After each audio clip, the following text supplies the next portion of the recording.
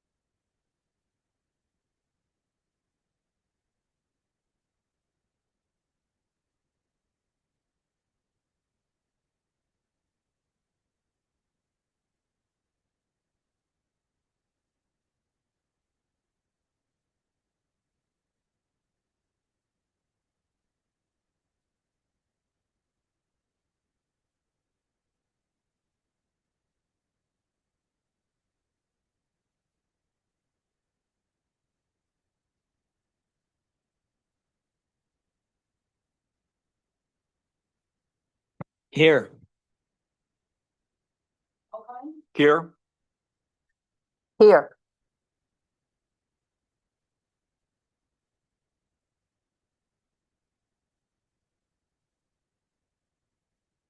So our survey, our community survey results, 7,011 responses. More than double what you hope. Yes, Yeah. What, did you get a surge after the postcard? we did. Oh. But we also did social media. We did some videos and social media. I saw those. Came through strong with 16% non-users reporting. Oh. Yeah. That's interesting. Not 250,000. Very good. Yeah. All right, well, thank you for that announcement. It's good to know people are responding to our strategic plan survey. Public appearances, seeing none, and I understand there's no one on Zoom with us. So we'll move to discussion item 4.1, the financial reports for December 2025. And that would be our CFO. Good afternoon and Happy New Year. This is the first finance meeting of the year. I'm looking forward to what's to come. And this report is as of December 31st, 2025, which you all know it's 6 months into the mid-year. This is the customary report that is presented to the finance, month to month. The mid-year report normally comes at this also at this juncture. I will be presenting that additional analysis for mid-year in February. It will come with some revenue adjustments to property tax. There's some good news there, and given the numbers that we've received from the auditor, controller, treasurer, tax collector. Having said that, revenues are actually at 50% of our total budget approximately, and property tax is at 16.3 million, which is a little over 50%. That's pretty normal. And the property taxes installment that are due in December came in at $16,116,287. The December sales tax amount receipts came in at $1,287,054. this is pretty much very similar to last year at this time.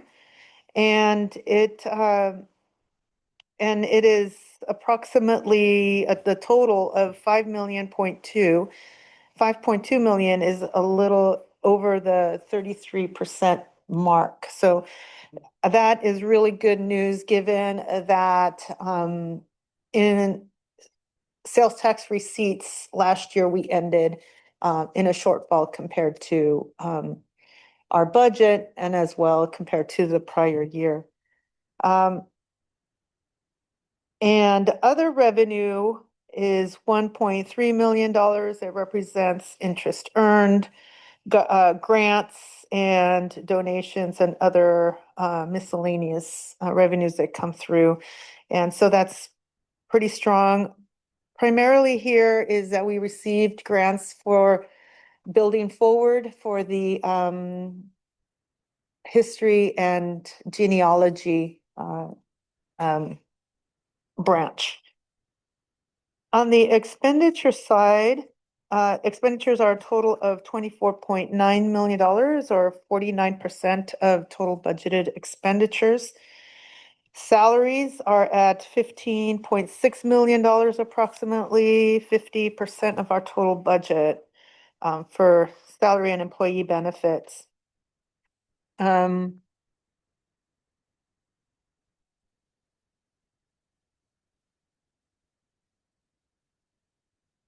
And these do reflect a couple of things related to the labor memorandum of understanding that was adopted in August. It does include the retro COLAs that were paid in retro starting January 2025. And it does include the COLAs going forward from the date that that the MOU was approved.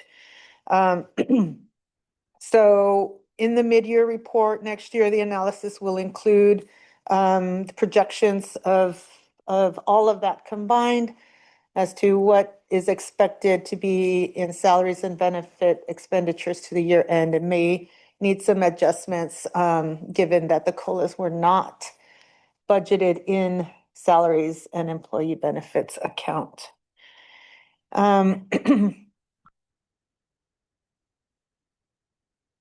In terms of services and Oh, I supplies, just want to, can I just clarify something? So we're at 50%, that is based upon the COLAs and the retro pay. We're at 50%. But our budget, when the commission approved the budget, it did not include the COLA, which is why we will be doing the budget adjustment in mid-year. Is that my understanding? Yes. Okay. And do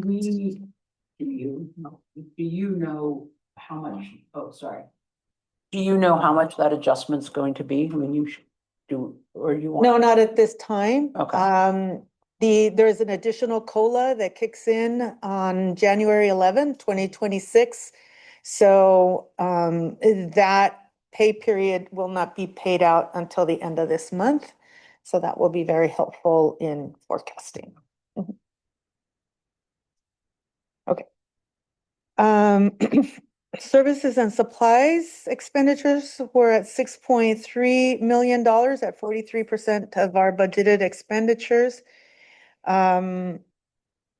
Books and materials were a little under 50% at $1.9 million. And normally, because this is also the end of the second quarter, there are these quarterly reports that are included in at this time, which includes the detail by account on expenditures and revenues for property tax and sales tax, and also the report for other contract services by vendor. Those are quarterly reports, so I wanted to call those out. And in terms of capital expenditures, we were at $2.9 million, or approximately 72% of the budget. The last quarterly report on capital projects was at the end of quarter one. And since then, in October, the library made some payments for history and genealogy work that had been done to that building. And so those will be reported in the Q2 report, also expected in February, and any adjustments that may be necessary for capital projects. Cash balances, as you can see, are here. Property tax, 23.3 million, sales tax, 12.8 million, restricted cash balances of 5.4 million, and of which 3.5 million are in bequests and 1.3 million in Friends and Foundation donations. In terms of the fund balance, these are uncommitted fund balances, unaudited, property tax, $9 million, and sales tax, $1.5 million. The commission approved for Rincon Valley Modernization Project about, $2,116,957. So that is reflected in the statement. And in January, the commission approved a rebudget of $234,000 approximately, but that will be reflected in the next monthly report. But I just wanted to make a note of that for today. That concludes my presentation. If you'd like to ask any questions, that'd be great. I'd like to ask about the uncommitted fund balance. I know Commissioner Alkine's pointed out, has some questions too, but I just have just on that one, I didn't look like to me that Rincon Valley was reflected on that in the fund balance report.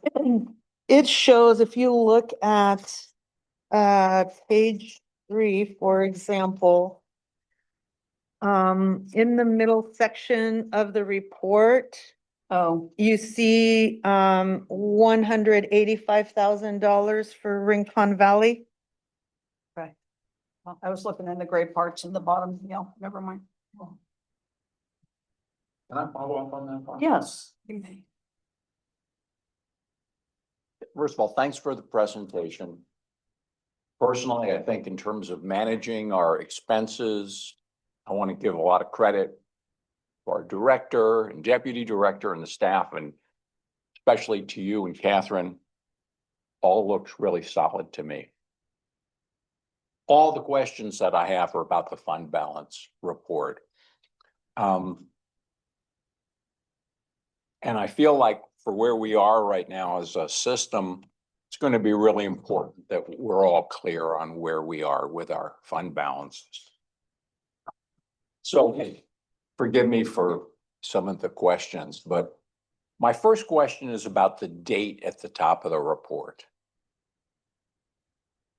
It says 12/31/25. Is this in fact current as of 12/31/25? And the reason why I ask that is in your narrative, you mentioned that in December, the commission had approved a $2.1 million investment in Rincon Valley. I don't see that here. Yeah, that's where. Where should I be seeing that number? So I think what I'm looking at right now, the language should have been updated. On the left-hand side, you see a column and it describes what the numbers are. So if you are in the middle section where it says adjustments to reserves / encumbrances, it does say Rincon Valley. There's 2 lines for it. One is from that amount that had been approved from the 350. There was a portion of that had not been released. And that portion under property tax is 26,696. Right. So that's the figure that is in use or, released. You could also see above the Rincon Valley figure is 211,000, which should be 696. So that would be the 26th thousand plus the 185.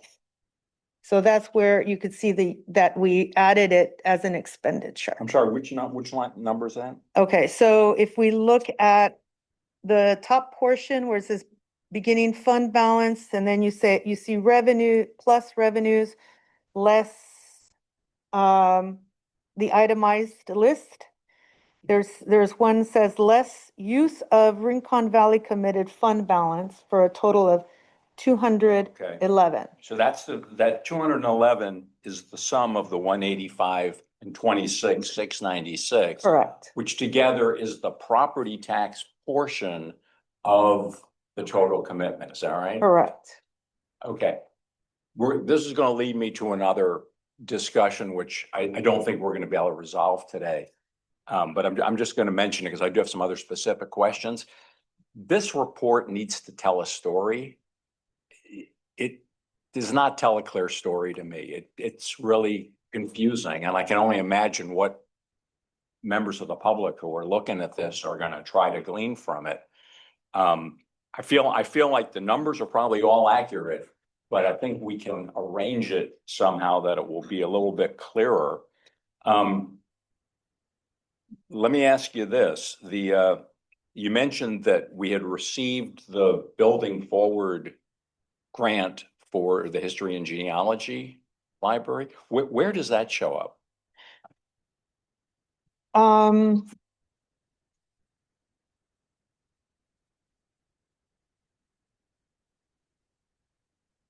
That I'm not sure if that is shown in here or not.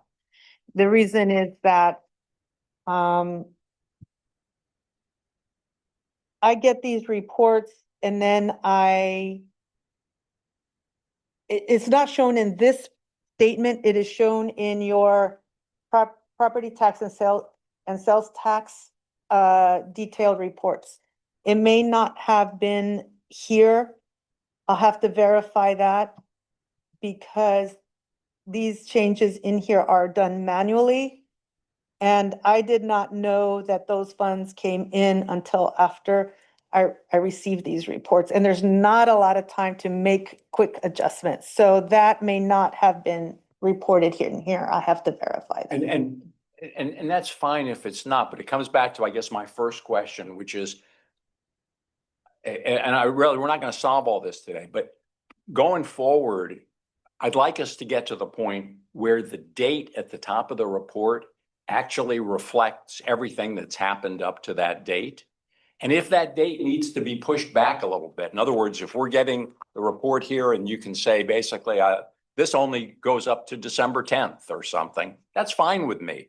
It's just, I find it confusing when I think that the report runs through the end of December, but in fact, there's stuff not there. Does that make sense? Sounds like it doesn't. Okay, I understand, but my expectation is that that this reflects with all the other reports, 12/31/25. I think we could make improvements on, the thing is that I have very little time sometimes to verify all of the information in this report by the time I need to post it. And sometimes, like in this case, the question of the revenue for those grants may not be reflected in this statement. This statement, I don't know the total history of it, but I could make sure, when it's presented to the commission, that it is included in there. But that, I mean, isn't the grant is intergovernmental funds. This is property tax and sales tax. That is true. That is also very true. But there is a match. There was a match in here. So the grant money is correct. The grant money should not be, yes, thank you. I have to get a better explanation for you on how that revenue is reflected in here. Yeah, I mean, that's an excellent point, and maybe it doesn't show up here, but if those are funds that are available to us for capital projects, we've got to be able to tell that story somehow. Let me ask you this, and I'm embarrassed to ask this question, but I went over it today and I just, let's take,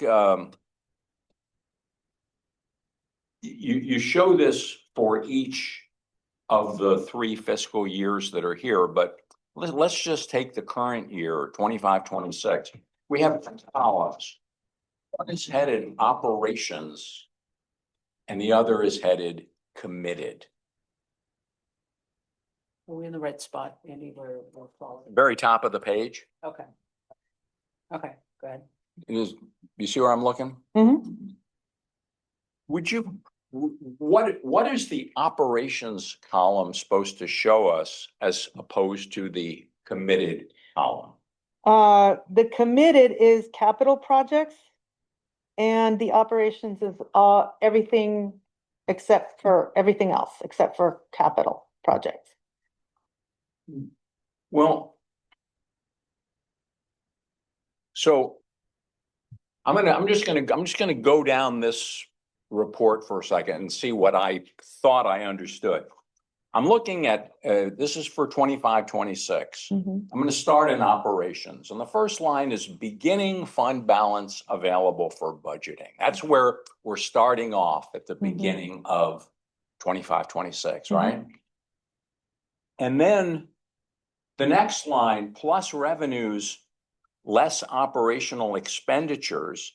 I'm assuming that those are our budget numbers. Is that right? So we're saying that we're budgeting revenues of, 30 million. We're budgeting expenses of 30.59 million. That's going to lead to we're going to be spending $496,000 more than we're getting in. So that would be reducing the amount of fund balance available for budgeting, right? Okay. Then I go down and I see a bunch of numbers. For example, adjustment to vehicle replacement committed fund balance. And that number appears in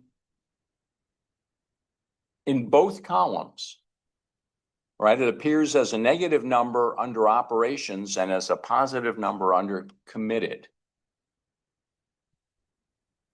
What is that telling me? It's saying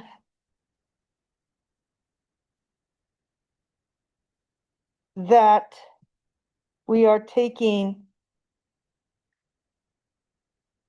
an additional, we're taking an additional 26,000 of fund balance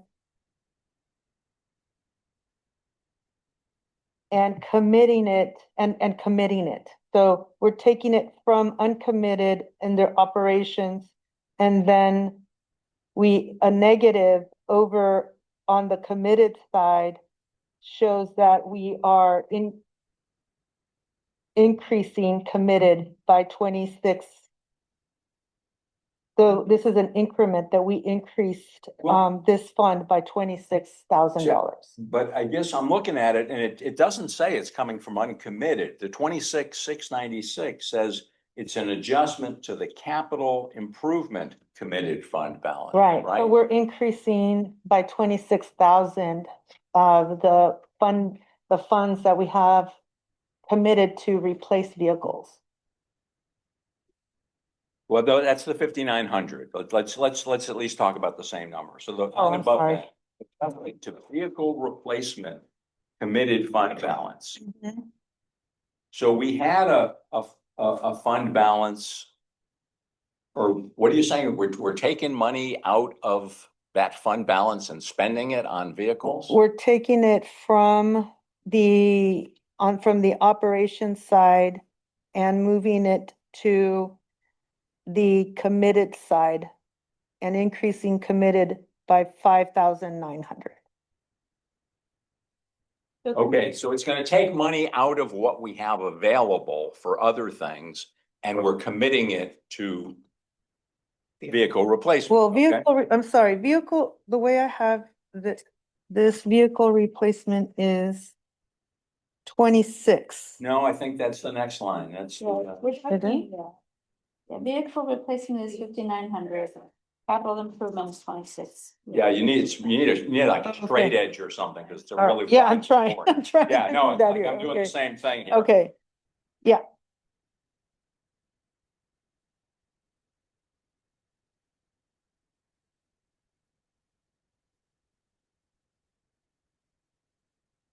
Yeah. So the 26.9, as you can see, that there's two numbers that equal that. The Rincon Valley funds were originally in this big lump, called, big pot of money called Capital Improvement Committed Fund Balance. But we segregated that per, the committee's request to show a line item for Rincon Valley. So under operations, you have a minus, you have a plus, and then you have a minus. And then when you work across, what we're saying is, again, we're reducing the fund balance and committing it by increasing it under committed by $26,696. Okay, It is this is. very complex, I get it. But you understand what I'm saying, is that we should be able to look at this report and it should be telling us that story. And and as it is, we're all poring over it going, what the hell is happening? So Fine. Yeah, I think I know a way, and we can talk about this afterwards. yeah. You need to visually show that Roseland, Rincon, Occidental Central, that those are underneath the capital improvement committed fund balance. Those are underneath, it's a subcategory of the capital improvement committed fund balance. Yes. Yeah. But I got a couple other questions too. I mean, and some of it will be fixed by formatting, but some of it is just about what happened. So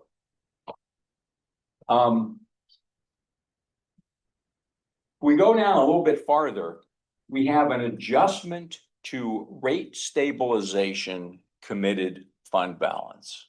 Mhm.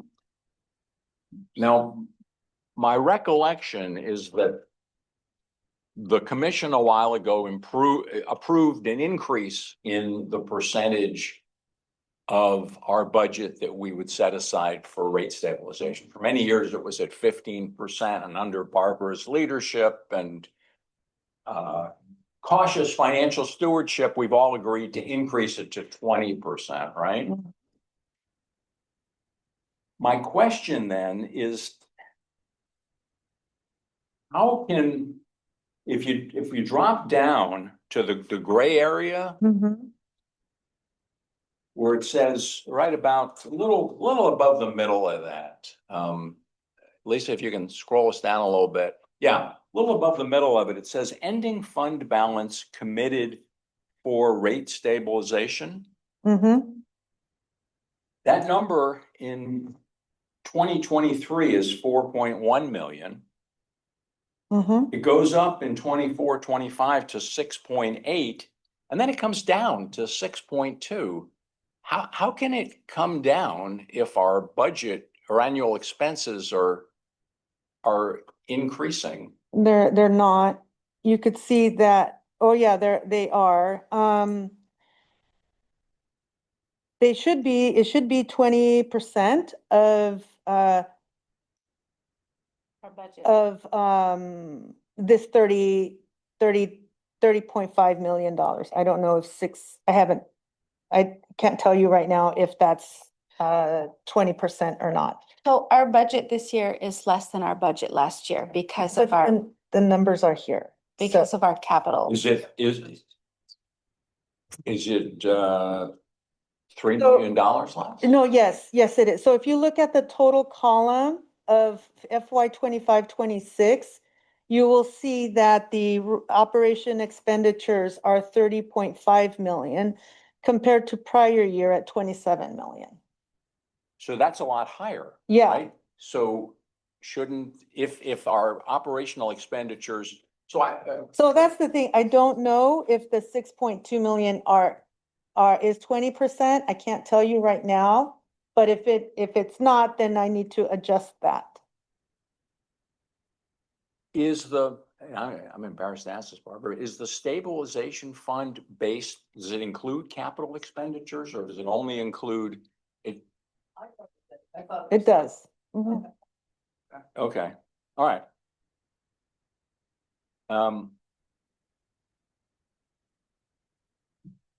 And then my other question, I think I'm gonna maybe turn us over to the sales tax page, Lisa, if you wouldn't mind. And I'm sorry, I feel like we may have given you confusing or conflicting directions. I'll just say for me, I'm struggling with, if we go down toward the bottom, the gray section, where it says ending fund balance committed for central HVAC pending, and then we've got nothing. I know we had a lot of debate around the not using the word committed since the funds haven't been committed, Mhm. but I guess I'm really unclear. So for example, if we go up a few lines, ending fund balance committed for capital improvement, does that include money ostensibly for this potential HVAC project? It shows $4.64 million. I assume that's money that hasn't been committed to any other projects yet. Is that true?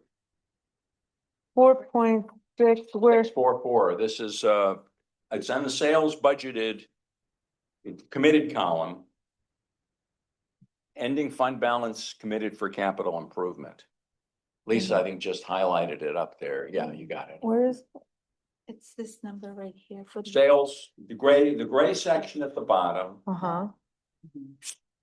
Does it include the I guess the central? what does it No. include? Does it include any projects that are, or is this just a general, we've said we want to put this money toward capital This is- projects. We haven't said what they're going to be yet.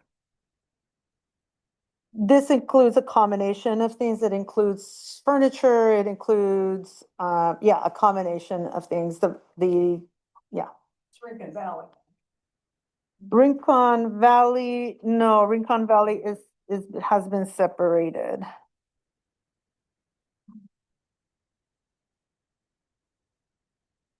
Yeah.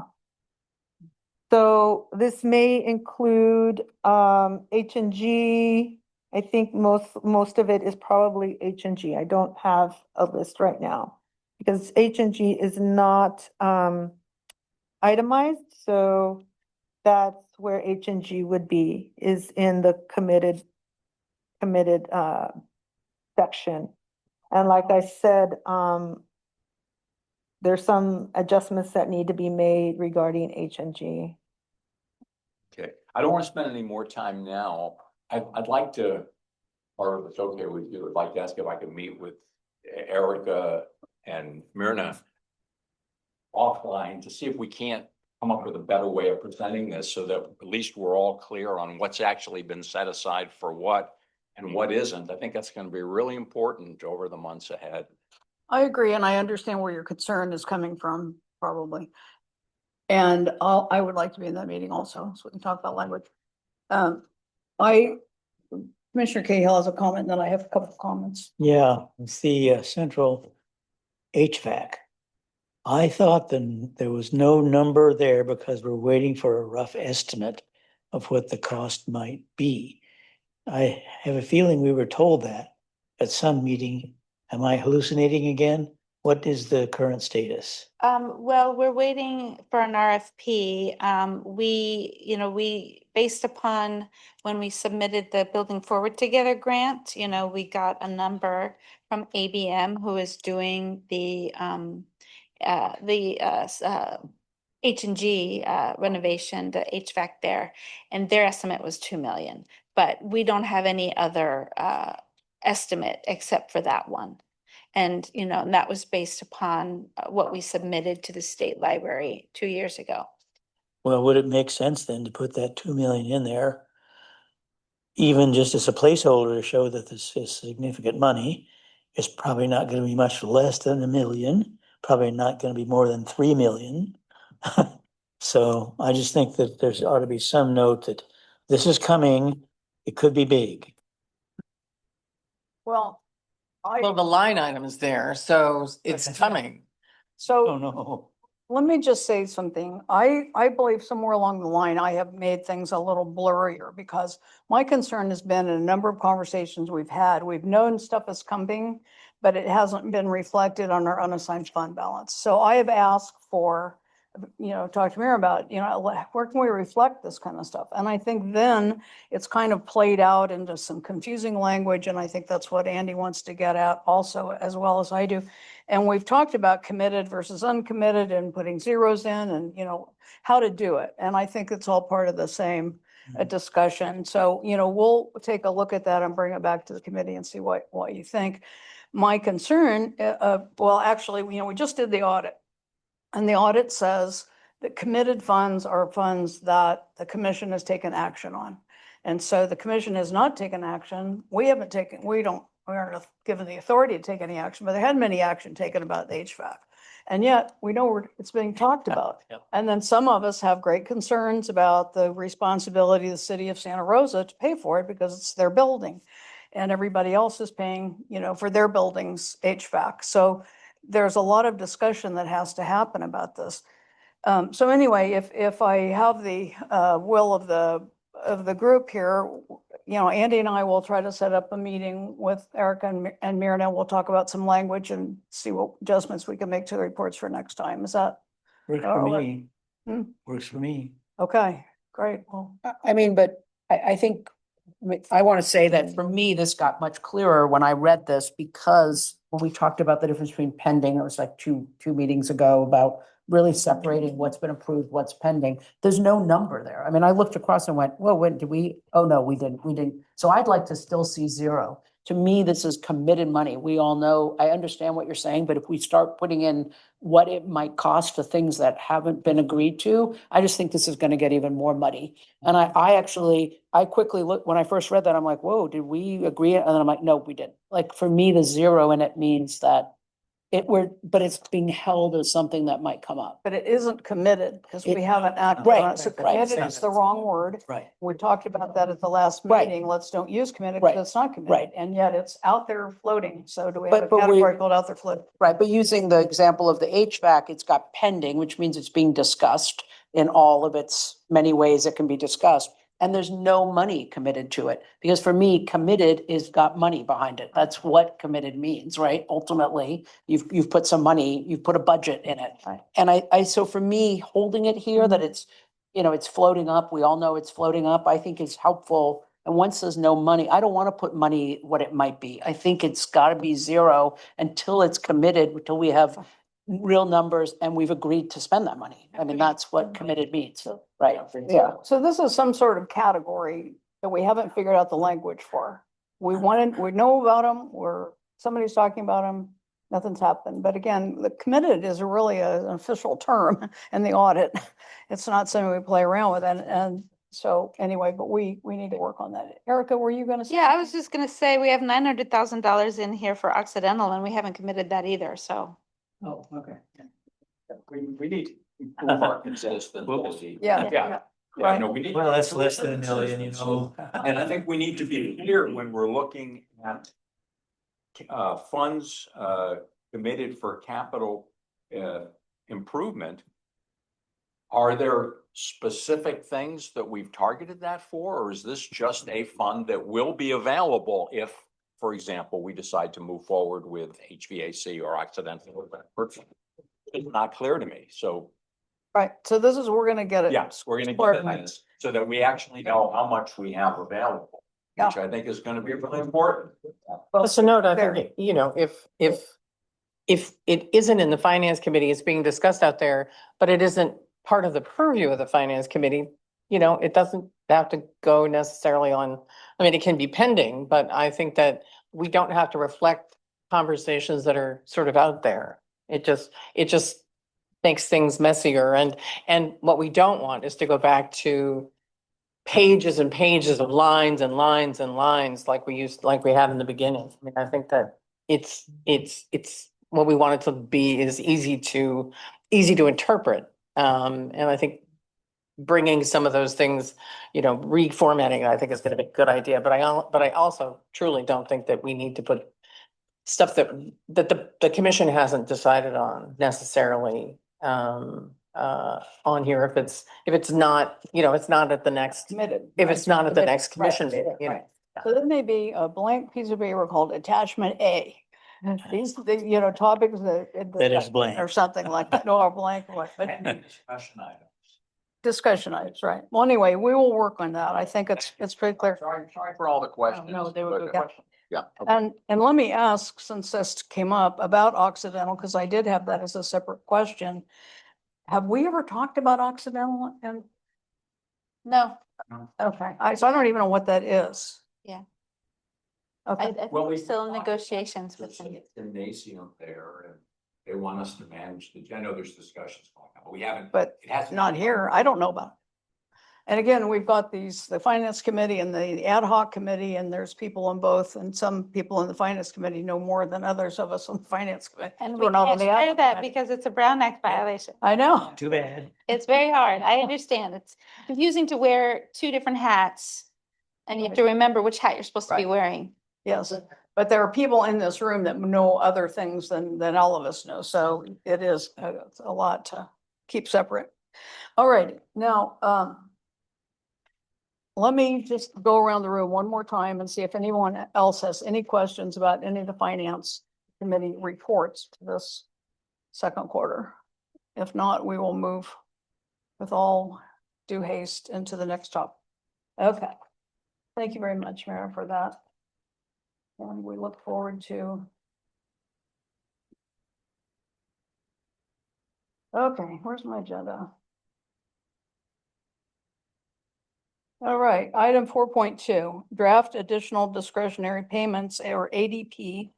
And we're gonna look at a policy to pay down the pension unfunded accrued liability, item 4.2.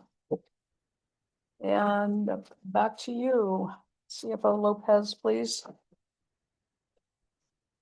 Okay. Thank you for your feedback. Always working to make improvements to clarify any report. Okay. So the finance committee has been working diligently, as you already know, over the last year. To look at a feasible way to pay down the pension unfunded accrued liability. And over the last couple of months, what has, I put a history here for, individuals that, for commissioners or any other individual can see the progression of what this committee has been studying. And in December, we did present that that the director and I worked closely together to look at one of the recommendations of this committee for paying down the UAL. And we then proposed a more what we thought is a more feasible option, which we called a smoothed ADP. So smoothed ADP means that pretty much the additional discretionary annual payment is going to be consistent over the next 14 years. What in my analysis is the larger the payment and the sooner you make a payment, the more impact, more bang for your buck, to say, if you will. and pay down the UAL. So that's why this plan shows to pay $600,000 annually for the first 3 years, and then the remainder years of 400,000. So in order to incorporate this in the budget, I do need direction from the commission as a whole to adopt a policy like you have with the OPEB. So that's why this is presented to you in a draft policy. However, in the last few days, things that have come up that are new are revenue assumptions for both property tax and sales tax. I knew here, and I know that property tax is consistent, but given also the moving figures for our salaries this year, where it's covered retro and then a COLA, and now a new COLA on top of that, all, which were estimates, and I didn't have full information, and I realized that the new COLA is now for 2026 has started on January 11th. I will see what those figures are by the end of the month. So I wanted you all to consider building some flexibility into the policy in terms of perhaps reducing the 600 to something, maybe making it all equal to 400 every year. And also, I think that, or building in some flexibility in the timing of building in this into the budget. Meaning,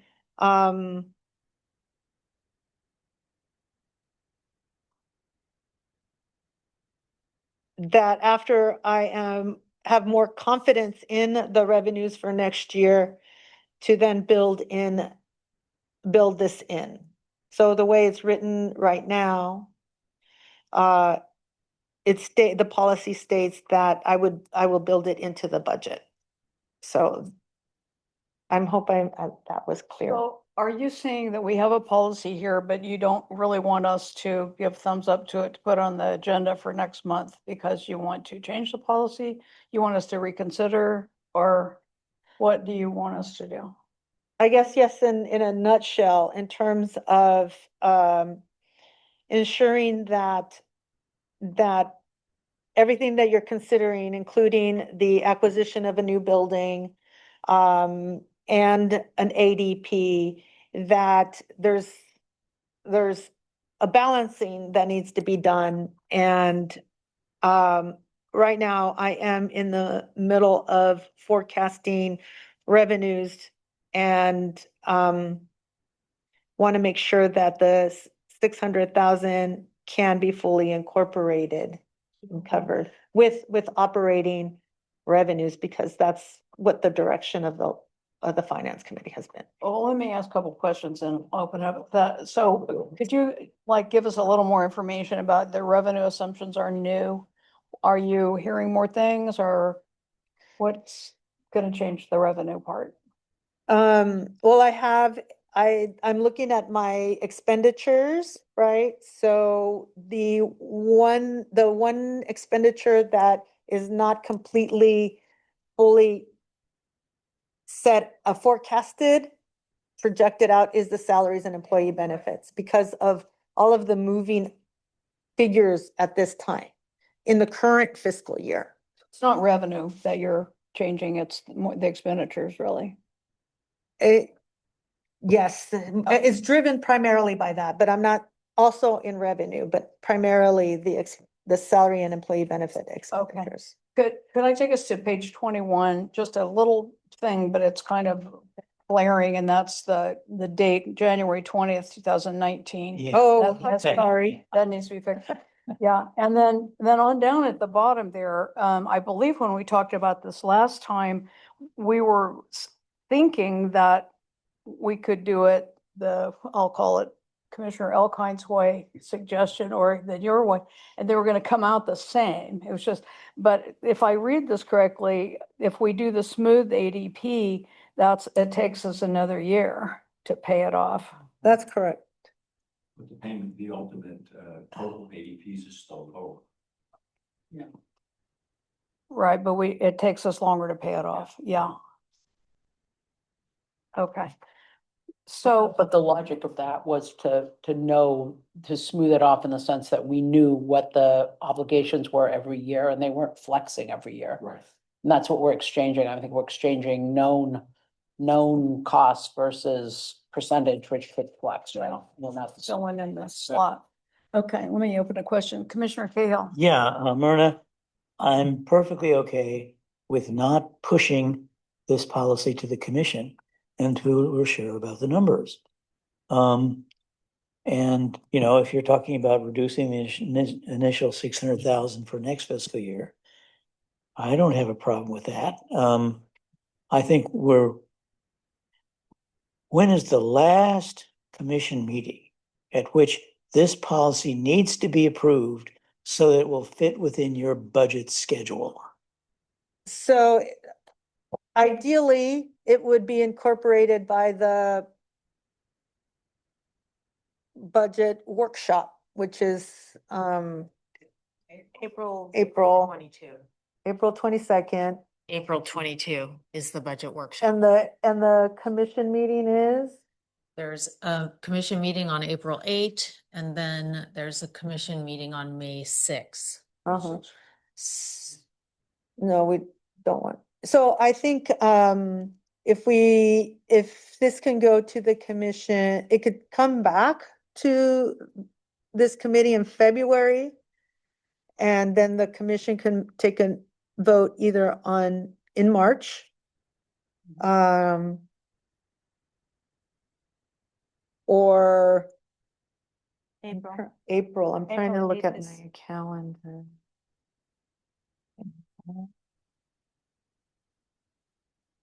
When are we building the? We don't have a separate meeting in April, right? Just have budget. Yeah. No, you do April have- 8 is the library commission meeting. We do. I would post the agenda on April 3rd, Friday, April 3rd. When's the budget? Budget workshop is April 22nd. If I could recommend though Yeah. that we try to do it at the March meeting, because then if there's any outstanding issues or concerns, we can address them and have the policy approved at the April 8th meeting. I think that works. Commissioner O'Connor. Yeah, I'm gonna agree with Erica strongly, which means that it should come. It should come back to us in the finance committee next month. For the most part, I think the policy looks good. If I have any concerns about it, it was about the first 2 years. And it seemed to me that $600,000 was a little bit aggressive. So I have no problem agreeing with Dave and saying, look, if it has to be $400,000 a year, that's going to extend it out a little bit farther. I have no problem with that. The other thing that concerned me, and I'll just mention, was specifying that the first 2 years would come from property tax and then subsequent years would come from a combination of property tax and sales tax.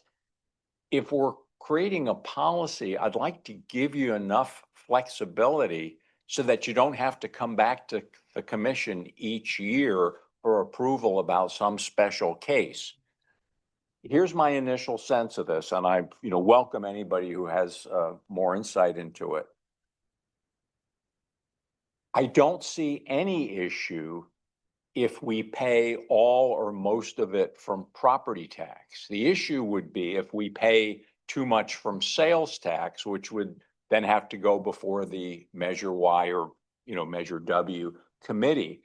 So I would be inclined to say that the policy should be that the CFO will determine the source from property tax and sales tax with the provision that the percentage paid by sales tax will not exceed X. And X could be the percentage of all expenses allocated that year to sales tax, or the percentage that sales tax represents of total revenue, or some arbitrary number. It doesn't matter to me, but something that would give you flexibility to say, our sales tax was down a little bit this year. We're going to pay a little more out of property taxes.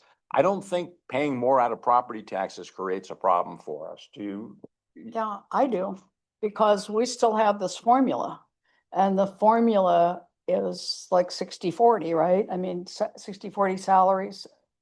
When we're talking about the line item of salaries and benefits, it's roughly 60% for most staff that comes out of property tax and 40 out of sales tax, or the reverse. We have a formula, that your Myrna's formula, right? Yeah. So I don't think we I don't think we have that kind of flexibility in there. I mean, But the policy that you're referring to, this policy is not part of that. So, but it's a staff cost. but the issue, I know you raised this question. That's a different part of the same. Well, I think topic. that needs to be clarified, whether it's going to follow the policy that's called major revenue allocation policy. And we could specify that in here, that it does not need to follow that, then it's really clear. The issue is that there's a lot in the last couple of years, when we first adopted the allocation of major revenue policy, which you add property tax and sales tax, because those are our major revenues.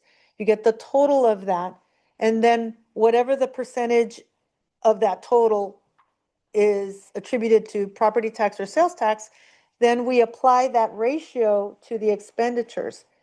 At that time, it was 60-40. It has been changing since then because of the sales tax volatility. And in the policy, we built in a range that allows for that ratio to change. However, it is changing much more dramatically possibly outside of that range. And so that's why I wrote this policy the way it's written, because it will probably be impossible to allocate these expenditures to that formula. So I think I'm hearing what you're saying, and I like the feedback, because then we could build in some language into this policy that, and I'd like to hear what this committee feels. Either we could make it a clear exception from that policy and make it separate, or or build in another different ratio, which still would make it an exception. If I could add the complicating slightly factor, that policy covers most salary and benefits, but not all, right? The administrative team is under a different percentage, correct? Yes, the 60-40 is generally for non-administration. Administration is 90% property tax, 10% sales tax. Right. And this doesn't even get into the question that I think you're trying to raise, which is, gee, should we consider the fact that some percentage of our employees were working for us before Measure Y? We're never going to be able to calculate what the exact number should be, which is why I feel like we have to give the CFO some flexibility, but under no conditions should the percentage paid by sales tax exceed the percentage that sales tax represents of revenue in that year. Mhm. That feels to me like a defensible policy to say, basically, we're going to generally try to follow the allocation we're gonna give a little bit of flexibility and we're not gonna overspend on sales tax. I feel like that's something we could, I would feel comfortable defending that if we were questioned, in the public about how did you come up with this allocation? And the policy also allows us to use fund balance. So we do have, this is under A4C, that operating revenue will always be used first, fund balance may supplement. So there is additional flexibility. Yeah. With Hold that. on. Let me just get to this follow-up here before it gets lost. So I agree that the danger is putting too many things into the sales tax fund because we do have a expenditure plan for that and it has to be spent properly. But to Andy, bringing up this question, what he knows I'm going to be concerned about, when we were looking at the OPEB and catching up with OPEB and making sure that the line was drawn, because some of this liability was built up before the sales tax came along. We shouldn't be charging the sales tax fund for old liability, old staff costs. And my concern about that was when we did the OPEB, because we did that, Andy, we went back and looked and we did that. But my concern about that was when I very first joined the Library Commission, I wasn't on that long, and we had the grand jury come and talk to us about our liabilities. And it was very intimidating because we didn't really have a plan and we had an OPEB policy, but we didn't have any money in it. And it was, quite something. And so, my concern has always been that, we're just really dot every T and dot every I and cross every T to make sure we've made every effort to not charge old liabilities, old staff liabilities to the new sales tax, because it's not in our expenditure plan to do that. So that's my concern. I think there's a way, and Myrna figured it out when we did the OPEB of going back and looking what it was prior to when the sales tax passed and then make some sort of adjustment. And I, can't do that off the top of my head, but It may be possible I don't know if it's possible. We can determine how many employees currently work for the library that were here before 2016. That's not difficult. The question is how much of our UAL is attributable to those employees. I don't know if we can find that answer. We can find out how many employees are still here. But I don't know about the second. Yeah, that'll be very complex. The analysis could be done, but it would be complex, and I'm not sure if CalPERS looks at it that way. I mean, CalPERS can tell you how much, they can't tell you like by year, how much you have, but then having to apply a different formula for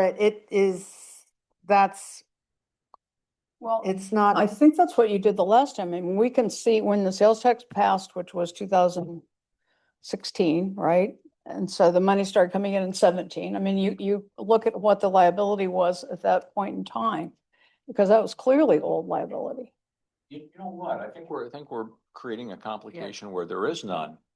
Currently, we are required to make additional payments beyond our normal payment to pay down our unfunded accrued liability. What's the percentage that we've been assigning to those payments? We've been doing this every year, right? To the UAL, it's Yeah. 60-40. It's been 60-40.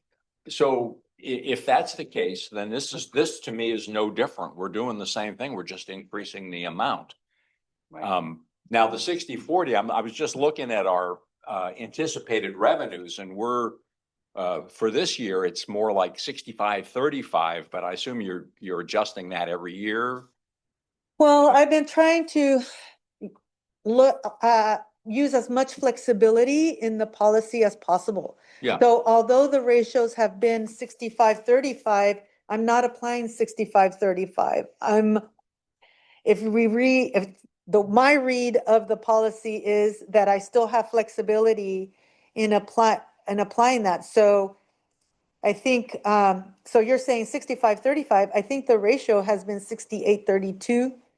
in this year, is that right? Well, it looked like, I just Yeah. calculated. No, it, you're right, 65, but yeah. the way it's been applied to the expenditures, it's 6832 in order to balance those funds. Yeah, and I think, and again, so the fact that we've been doing it in a way going forward that's consistent with the way we have been doing it, I have no problem with. And, to me, the real issue, which seems like it's a non-issue because our sales tax revenue has been limited, but we always want to be cautious with our allocation of sales tax revenue, that we're complying with the Measure Y and Measure W guidelines. And so I think as long as we're doing this in a conservative way along the lines you have, I'm fine with that. And trying to get into a calculation of what the actual percentage would be an actuarial nightmare. I don't think it could ever be untangled. Commissioner Kayla. Yeah, I think we may be trying too hard here. This is supposed to be a policy, okay? We're stuck on A4, the funding sources. How far would the sky fall if we struck out that entire subsection? And don't mention what the funding sources are, so that they would be paid by any lawful source. Just not have all trying to figure this out like that. Again, just, hey, Murr is nodding positively. Personally, I like clarity and But we, so many other factors here, and it has to be workable. I know, I'm Okay, not quite any- satisfied yet that that number can't be, we can't take a reasonable stab at, just as long as we're not being an old liability with fresh, new sales tax dollars. But I can't answer my own question at this point, so I So, need to think some more about it. Yes, Commissioner Prince?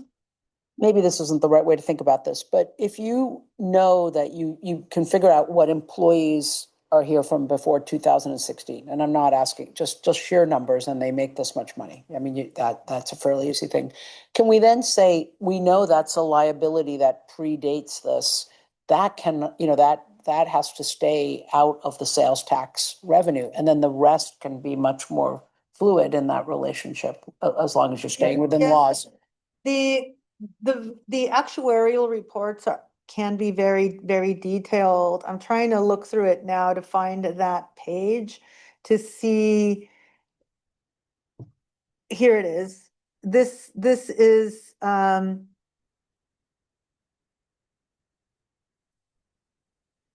there's every year it shows, and I think it is possible to do that. But what we did in that case, I feel we were at a different time where through the operational revenue, we made another 600,000, over 600 payment at that time, which was one time. At this time, I'd have to think through that, if that is possible, because this is $19 million. At this time, I'm not sure how much that is attributed to prior to 20, whenever this was Measure Y was adopted, 2016. Well, to me, it doesn't matter whether the employees are still on the payroll or not. To me, it's like what the liability was at that point in time. That's where you draw the line. There is a figure here. I mean, there are they do. If you look at the actual report on page 23, actually, every year has a balance. So we could find out what that total is, and yeah. And we could go that route, but it will complicate it and might lengthen the time to pay this down as well. I don't know. No, I personally think, all of that accrued liability changes annually based upon what happens with the stock market. So I don't think that going to some pre-existing point in time and saying this is what it was then, like it's changed since then. Even if we didn't have any new liability, there would still have been changes in the stock market that affected the total amount that we owe. So I don't think that that is a useful way of thinking about it. And, we pay our salaries and benefits on the 60/40 for people who were here before Measure Y. So I feel like, it's better to be consistent with our existing, policy. It just makes it cleaner and easier for everyone to understand. Well, I agree that it's easier and cleaner, but I still feel if there's an old liability, it's on the books before Measure Y.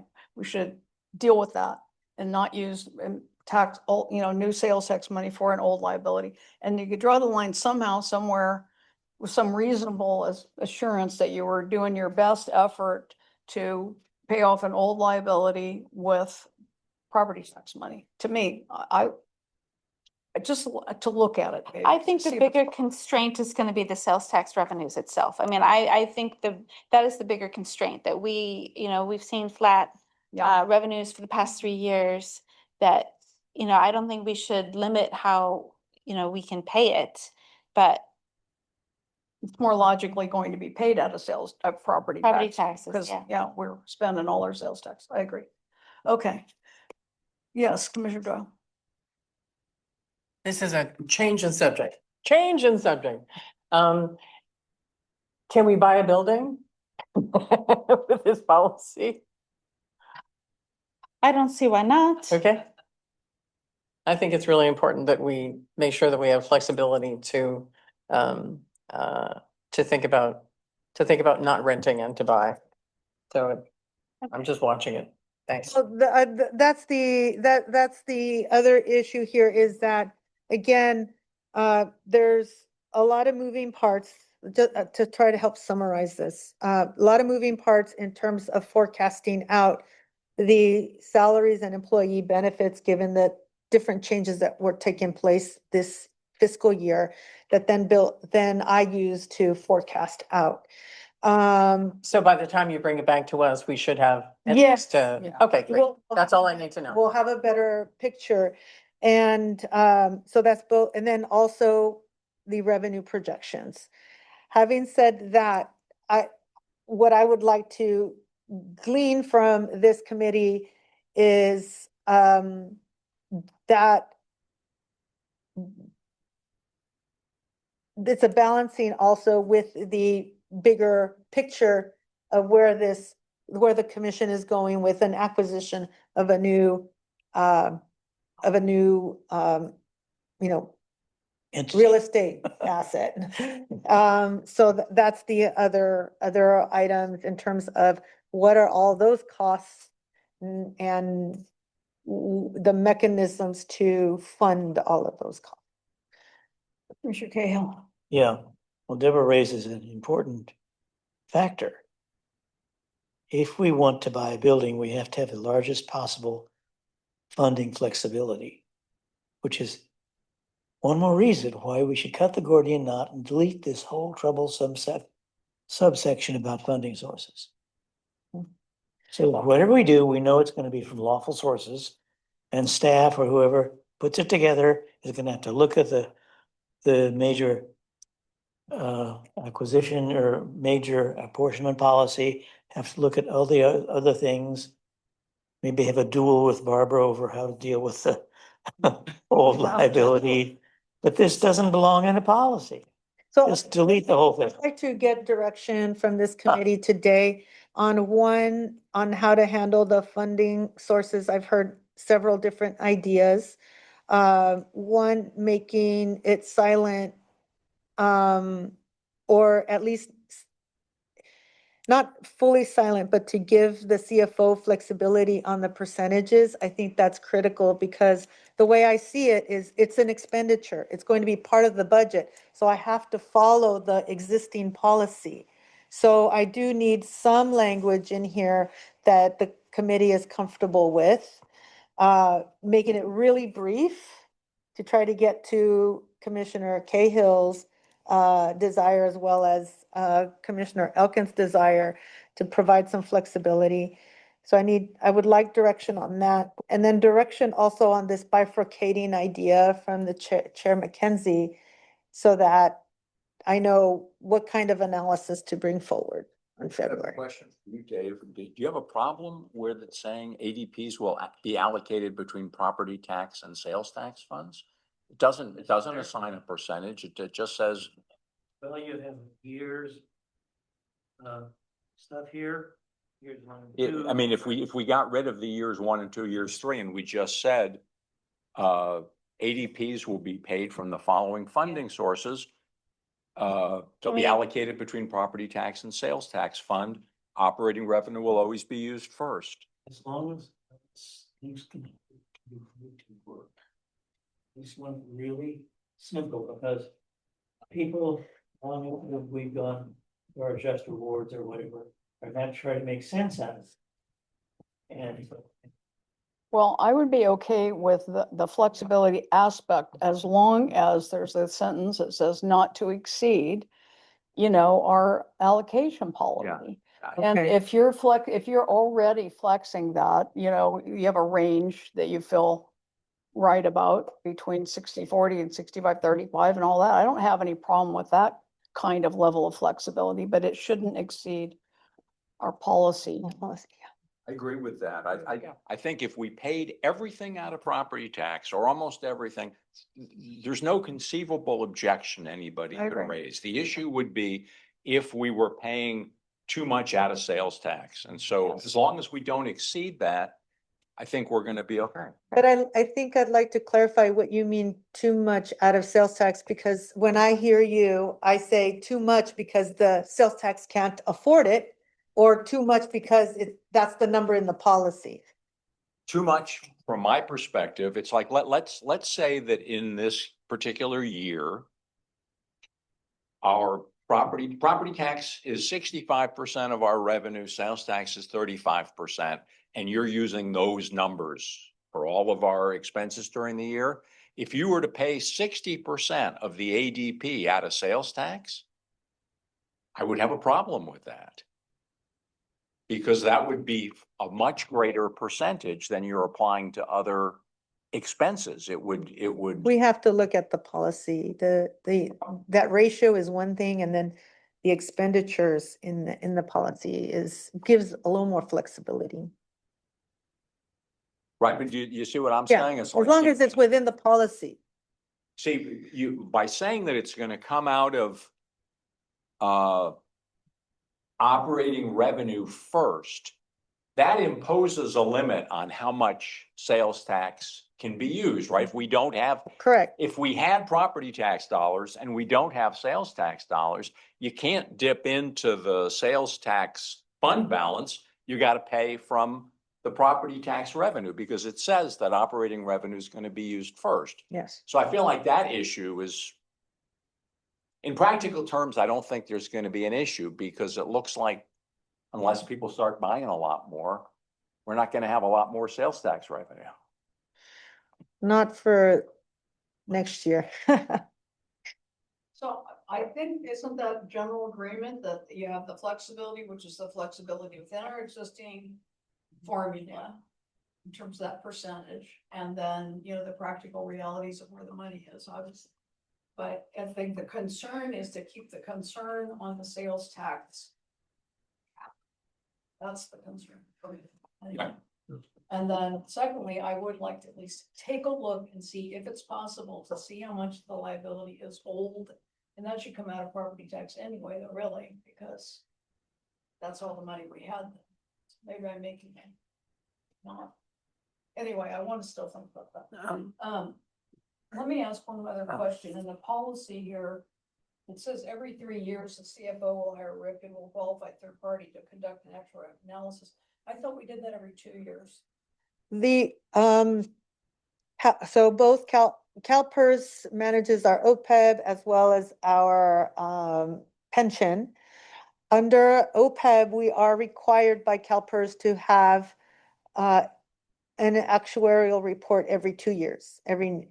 but on the pension side, we're not required to have an independent actuarial report. CalPERS creates its actuarial report. So this is an extra level then, and it's a new level that we haven't looked at. The reason why it's in there is to just create another level of verification of where we're going and that this is, makes sense. It is expensive to do. So that's why I also said I thought that it would be reasonable every 3 years. So that if there's anything, a gap or something that needs to be addressed, it can be addressed sooner rather than later. That can come up in an actuarial report. So the 2 years is the OPEB, and we don't currently do this. It's be a new. We have had actuary reports done independent, except from a third party actuary, but it's not required. Okay. We're required of ourselves, set it in policy. I assume we're gonna see you next month. Okay. Commissioner Pulse. I'd like to give Marna, what she asked for, which was that we give her clarity. So I'm gonna propose that we get very, very clear about this conversation and vote on something, so she has it. Or if we don't have to vote, but just be really, I feel like there's been a lot of things, and I think if we're gonna give her the ability to come back to us with a much clearer policy, plus all the numbers from the new, all the new salary requirements, and then that way it's hopefully going to the full commission by March. Like, hopefully that would be what we would ideally. I don't feel like we're clear about the direction that she's asking for. Would you let us know what you think our direction is? Okay, so there were 2 points. One, in terms of the funding source, looking at the language that's here, we would strike, it would state ADPs allocated between property tax and sales tax funds. Operating revenues will be used first. Fund balance may supplement ADP as needed and documented through annual budget process, and then strike everything else. And where's the flexible? Oh, and not to exceed the allocation policy. Okay, Everybody okay with that? yeah. Clear direction? Okay for you? Can you work And that? then on the bifurcated, I am not clear what the direction. I forget. Go ahead. I'm looking at the, a report we have. This is the Bardell Associates CalPERS report for 2016. So it shows present value of benefits as of June 30th, 2016. And it shows our unfunded liability at that point as $14.1 million. So from your perspective, would you assume that of the total unfunded liability, 14.1 million of it is old money, which needs to be paid by property tax, and the remaining 5.2 million is new money, which needs to be paid by a combination of property tax and sales tax? Is that what you're saying? In my simplistic way of looking at things, yes, that's correct. Shouldn't create a problem given the kind of funding that we're looking at. But asking the finance director, would that be a problem, do you think? Well, since 2016, we have been paying down the UAL. The issue is, since that balance of 14, how much of it is still owed? I don't know. So, yeah. Okay, I see. So it would be that number minus some amount that we paid toward it already. I see. Yeah. I'm not clear that we have a legal duty to separate these two. To me, it's all cash. So I just think that Myrna ought to be able to think about this clearly without being rattled by anybody in particular on the old versus new money issue. Well, I understand what you're saying, but I also have, just kind of picky about, we have an expenditure plan that is legal. I mean, we had a tax measure passed with expenditure plan, all that stuff. And I just think to me, it's worth looking at. And, not to spend, 2 months analyzing, but this number that Andy just pulled up, and then to see if we can figure out what portion we have paid off, some sort of just proportionate, reasonable, rational view of it. You always come up with a really good way of looking at these things. That's what I'm counting on. What does the rest of the committee think? What does what does, we know how David feels, we know how you feel. How do Andy, Tina? Fine here. Sure. Well, I think that the staff and the commission has demonstrated its commitment to being, looking at Measure Y and looking at Measure W, well, in the future, and making sure that we have really tried to do what the taxpayers and the voters wanted us to do. And so, but I think 10 years is 10 years. And I think that I think that because they voted for a new bond measure, they think they were doing a fine job. They like the staff. I would just sort of lump it all together and not divide it, but because it's just easier and we have lots of other things that we're working on and I think that it's just, it's not necessarily a good use of the finance department's time. I'm really hearing what you're saying, Barbara, and I think it's a good point to contemplate, but I think Can you, liability. excuse me, can you Oh, turn on your okay. microphone? Thank you. I appreciate what you're bringing up, Barbara, and I think it's well worth thinking about and being careful. But I think liability doesn't end in a year. That's not how liability of pensions and things work. So even if you took this number and backed it, I don't even think it would be precise enough to feel like you were doing it. So I think I'm in agreement with Deborah, is that I think it can be viewed as liability as opposed to needing to divide it up. And I think I don't think we're breaking any voters' reasoning for why they passed the bond. I don't feel like I think we're very sensitive to that. So I don't feel like it's necessary, but I'm really hearing what you have to say and, want to be supportive of that as well. So that's what I think I'm in the same camp. I think, which is why I favor a top limit of not to exceed. But I feel as long as we're doing that, having spent some time, as you all have, listening to these actuarial discussions and the presentation we got from CalPERS, where if we were making additional payments through them, they had this complicated formula for applying it to previous years. We could tie ourselves up in a Gordian knot of complexity and not ever reach a reasonable conclusion. I think between setting an upper limit and the fact that, at least for the foreseeable future, we anticipate that we're going to have more property tax dollars than sales tax, I think we've got a very strong position. I don't anticipate that we're going to get a lot of pushback from the Measure Y, Measure W committee. I think we have a reasonable story to tell, and I'm okay with that. I'm outvoted, so can't do anything about it. I still, I feel that given the current funding situation, we're going to be using property tax. And so that works out better from my point of view anyway, but it doesn't really clarify the policy moving forward. And I like, clarity, so forth. But anyway, we'll just go with the first part of your understanding of what you're coming back to us with in March. We'll look at the policy again in March. We'll look at your figures on pardon me, in February, and we'll look at your numbers on, adjusted numbers on the cost of payroll. And then see, hopefully we can get a policy together to take to the commission in March. We can revisit. Let's let Myrna do that, and we'll meet again next month. Let's revisit your concern and make sure we all feel comfortable with it. I'm not discounting it. I'm just trying to weigh it in light of everything else. So clarity, you have what you need. Sure.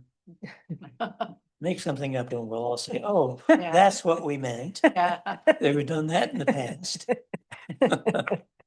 I think I have clarity. Okay. Great. Alrighty. Well, let's move on to, I think we just have, Thank you.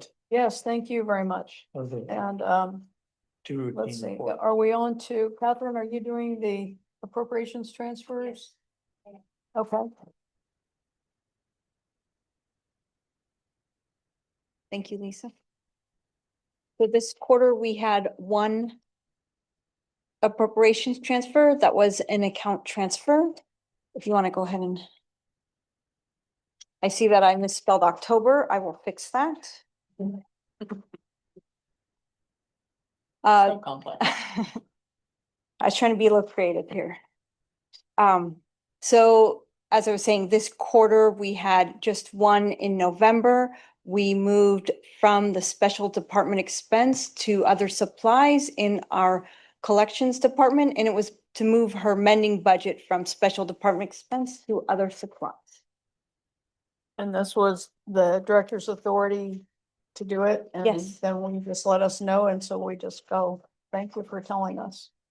Okay, thanks very much. Any questions? All right, thanks, Catherine. Appreciate it. We'll quickly look at the draft workflow. Apologies for me. I was supposed to get the draft roles and responsibilities of this committee done, and I didn't get it done. And then too many things happened, and so we punted it off to next month. So we'll bring that to you. And then in February, we will look at what we just talked about. And we will have, let's see, mid-year review, capital project update, to request for additional appropriations, and procedures update. Could you tell us what the procedures are gonna be, just out of curiosity? On an annual basis, we have just given you an update on how we've done on updating our policies and procedures, our internal procedures. Okay. In the, yeah, Nothing. in the past, we've shared with you that we've done, updated our friends' policies. I think we have a couple of them Okay, that you'll like. Oh, I have a question. go ahead.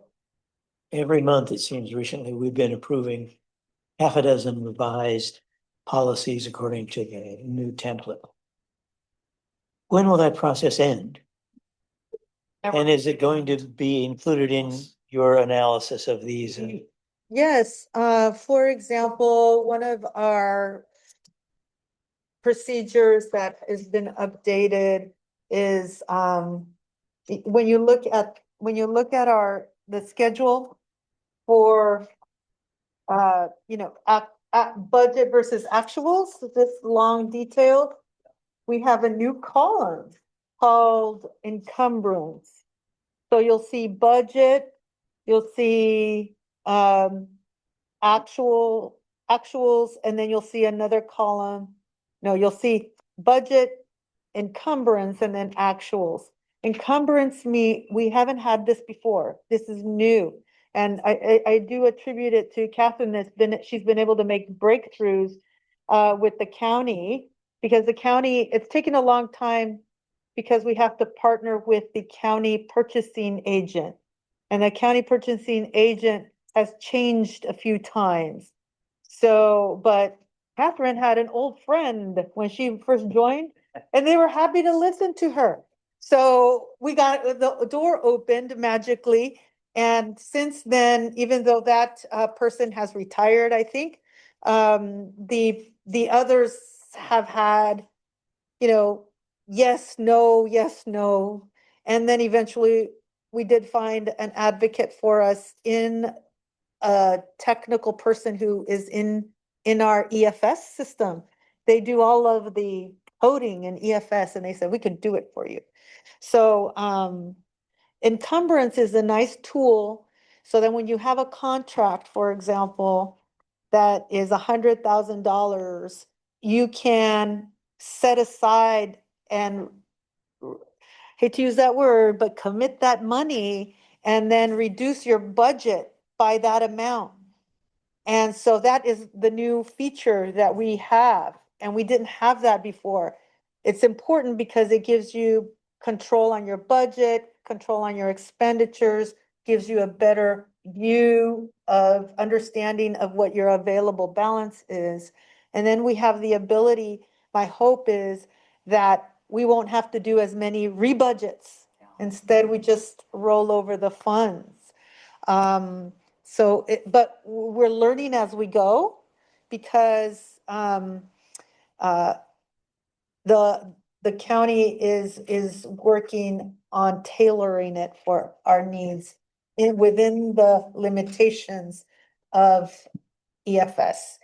And so, well, I kind of, Catherine can walk you through that next month to show you how it works. So that is one feature, for example. So Essentially, it that's makes our- tied back, Yeah. I'm sorry, that's tied back to also our purchasing policy that we're working on. And hopefully before the end of the fiscal year, we can bring that back in the new format. So it makes it easier for department managers because so every month, the finance department gives us what's called a budget versus actuals. It's a report. And that really only shows things that have been invoiced and paid.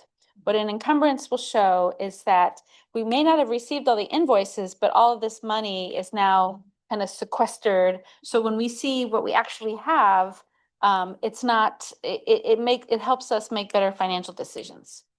It's very much like we were talking about earlier in the thing, like, the stuff's out there, this is actually committed money, but yeah. No, it's like being able to look at your bank account and see the whole picture. And that's excellent use of your contacts. So thank you so much for But in knowing the right people. In terms of Commissioner Cahill's second question, I think we're almost at the end of the policy review and changeover. You'll see a couple more in March and that might be the end. Yeah. So it's not like painting the Golden Gate Bridge. It doesn't No. start all over again. Okay. Just checking. Yeah, we are working on our procurement policy. It does need to be updated, so I'm not sure when exactly, but the plan is before the end of the fiscal year. Right. Good work, everybody. Yay. Well Put that on done. your list. Good update. Okay, we're going to call this meeting bring it to an end very quickly. And next time we meet here Tuesday, February the 17th, again, a date change. We're on Tuesday again at 2:00. I like meeting at 2:00. I'm a little more perky. And any additions to the agenda or any last minute? That date again, I'm sorry. You said. Yes, it's Tuesday, February the 17th. At 2 p.m. At 2 p.m., right here where we are now. Last call for agenda items. Gone. Goodbye, everybody, and thank you very much. Thank you. Welcome. Oh, yeah, whole day on the budget, but it just is all day.